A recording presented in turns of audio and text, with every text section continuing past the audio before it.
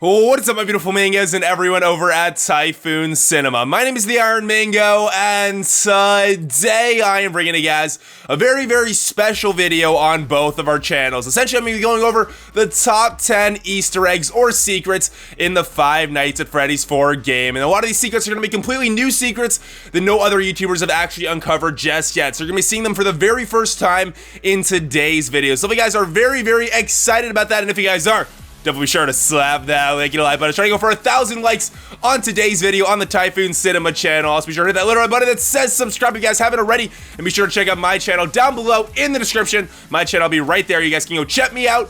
I do post 3 to 10 new videos every single day. But without further ado, let's get right into this top 10 Easter eggs in Five Nights at Freddy's 4. Number 10. So essentially, guys, if you actually look in the left hallway, the same hallway that Bonnie actually jump scares you from, if you look there on the wall in the photo frames, you look very, very closely, you can see that Scott Cawthon is actually in those photos. One of them's with his kids, one of them's with his wife. So you can see Scott Cawthon with his family. That's a pretty cool Easter egg that Scott Cawthon did throw into the game. We can see him on the wall. Scott Cawthon definitely pays a lot of attention to detail, guys, and he didn't want us to miss that. So there it is, guys. Scott Cawthon is actually in Five Nights at Freddy's 4. Number 9. So if you guys do beat Night 2 of Five Nights at Freddy's 4 and then go on to the minigame, if you walk over one screen to the left and then one screen back to the right without going too far on the left screen, if you go back to the original screen that you started it in the minigame, you can actually see Purple Man putting on a Springtrap suit onto another employee that works at this facility building. We don't know really what this facility is, what building this is. We think it might be Fredbear's Diner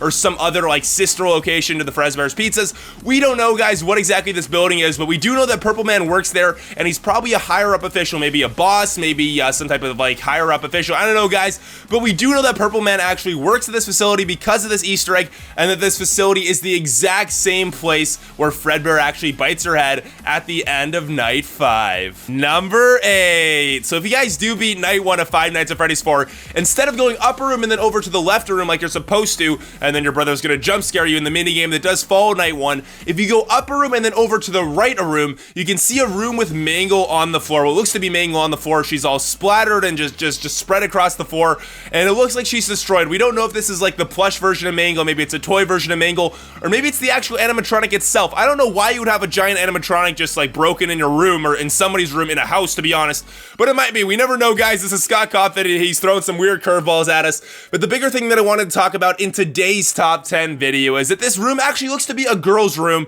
Maybe it's your sister's, or maybe your character actually does have a sister in Five Nights at Freddy's 4. That could be a pretty cool curveball. We don't really know who the sister character would be, but it looks like it's a sister's room or a girl's room because there's like pink sheets on the cover, on the blanket, and then there's like a pink flower in the portrait. There's a pink lamp, and then there's also Mangle, who we know is a female as well. So maybe your character actually does have a sister. That could be pretty cool in Five Nights at Freddy's 4. Number 7. So essentially on any night of Five Nights at Freddy's 4, if you turn around onto the bed behind you, there is a Freddy plush doll, and if you click the nose on the Freddy plush doll, it does make a cool honking noise. And I'm gonna take it one step further, guys. If you click that nose many, many, many times, I think that Foxy actually gets really annoyed by the noise and actually jump scares you regardless of the night. It can even be Night 1, guys. You can get Foxy to jump scare you. Even though he's not even in the closet yet, you can actually get Foxy to jump scare you on Night 1 if you just click that nose many, many times. Number 6. So if you guys actually do end up beating the game of Five Nights at Freddy's 4 and then head over to the extras menu, if you type in 20202020 or 2020 in a row on your number pad, you actually unlock a secret mode called 2020 mode, which is like the Night 8. It's like the super hard mode, which is incredibly difficult, guys. I have not even beat Night 8 on my own, guys. It is super, super hard. It is a real challenge, guys. You guys are Five Nights at Freddy's 4 masters if you guys can actually beat Night 8. But I think it's a cool little secret or Easter egg that Scott threw into the game. I know there's normally 7 nights in the game, but now there's actually 8 nights in Five Nights at Freddy's 4. Number 5. So at various points of Five Nights at Freddy's 4, if you look behind you onto your bed, you can actually see what look to be like flowers in a vase next to your bed on the left side. Sometimes you see pills, and sometimes you also see an IV bag. So some people are speculating that this may mean that you're actually like in a coma in the hospital, and then people are like bringing you stuff, and then you're just like dreaming this entire game. This entire game is a nightmare while you're actually in a coma in the hospital after the bite occurred in the last minigame after Night 5 of Five Nights at Freddy's 4. I'm not sure what these like signs do mean, but we do know that there are some cool Easter eggs about there being pills, an ivy bag, and flowers at various points behind you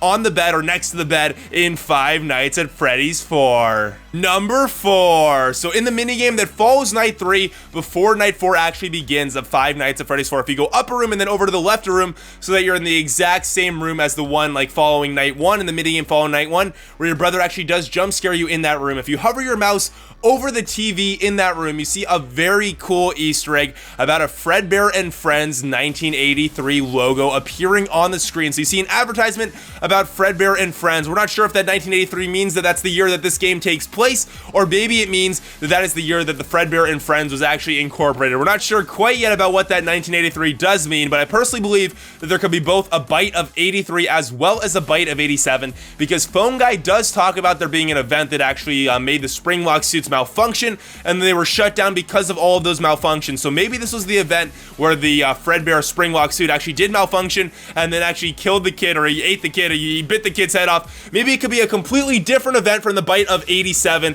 I think that's what it is. You guys let me know what you guys think down below in the comments section, though I think it could be both a bite of 83 or a bite of 87, guys. We're all right, we're all wrong. It really doesn't matter. They're all just theories, so don't get mad about people for not agreeing with their theories and other cool stuff like that. Number 3. So in the minigame in the park, if you walk by the girl that is standing up with some toy animatronics, you can actually see that these toy animatronics actually look to be like the toy versions of the animatronics, the ones that are present in Five Nights at Freddy's 2. So I'm not sure if this means that they already existed in the animatronic form by the time this game does take place, but we know that the animatronics, or we know that these toy versions of the animatronics actually already did exist, at least in the toy form. Maybe they existed in the toy form before they were like made into animatronics. I'm not sure exactly about that, but we do know they existed in the toy form at the time that this game does take place. So maybe it is 1983, maybe it is 1987.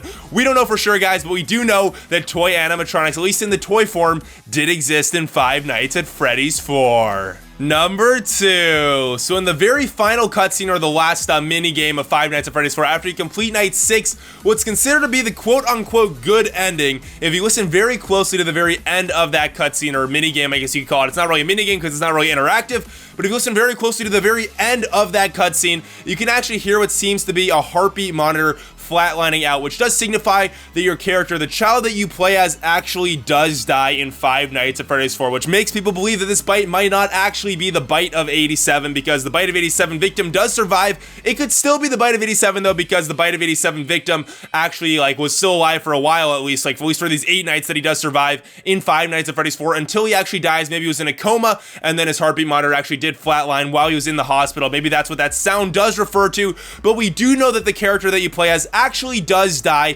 which makes people wonder about whether or not there actually is a bite of 83, or maybe there only is the bite of 87. You guys let me know what you guys think down below in the comments section. Number 1. Yes, guys, Phone Guy is in Five Nights at Freddy's 4. I know that you might not think that he's actually in the game, but if you look into the audio files, you look at the Mango clip, which is like the Mango noise that Mango does make. If you play that clip backwards, you can actually hear Phone Guy from night 1 of Five Nights at Freddy's 1. It's a very crackly like audio track. I guess you could say it's hard to understand it at parts, but you can still definitely hear that it is Phone Guy from night 1 of Five Nights at Freddy's 1 talking about like the bite of 87, the frontal lobe, other cool stuff like that. So this is a very hidden Easter egg, guys, but we now do know that Phone Guy is actually in Five Nights at Freddy's 4, even though we can't hear him at the beginning of the nights. Like there's absolutely no noise at all, there's no talking at all at the beginning of the nights. We do know that Phone Guy is actually in this game, so definitely let me know what you guys think that means down below in the comments section. I wanted to record a message for you to help you get settled in on your first night. I actually work in that office for you. But I believe that's going to be the end of this top 10 Easter eggs or secrets in the Five Nights at Freddy's 4 game. Let me know what you guys think about my list, and let me know if you think I missed any Easter eggs as well. Let me know down below in the comments section. Hope you guys did enjoy today's video. If you did, definitely be sure to slap that like and a like button. As I was saying earlier, let's try to go for 1,000 likes on today's video on the Typhoon Cinema channel. Also, be sure to check out my channel if you guys haven't already.